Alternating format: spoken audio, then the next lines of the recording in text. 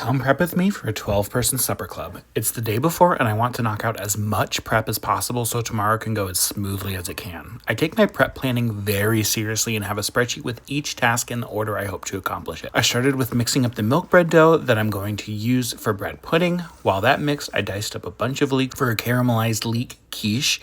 I prefer to cut my leeks before I wash them because then I'm really able to agitate the sand and dirt out of all of those layers. I let them sit in water for a while and started prepping asparagus. I'm cutting this on a very steep bias as thinly as possible before I blanch it ever so slightly. This asparagus will go in both the salad and an asparagus and feta quiche. I chopped up some ham for a ham and onion quiche and got that browning on the stove while the asparagus blanched. The leeks got on a low burner to caramelize. Because I'm chopping this up for bread pudding, I'm really not worried about how it looks, so I wasn't too precious with the shaping. I set this aside for its second rise and got started on some M&M cookie dough. These cookies will be sent home with our guests after dinner, along with a logo and a QR code to sign up for info about future events.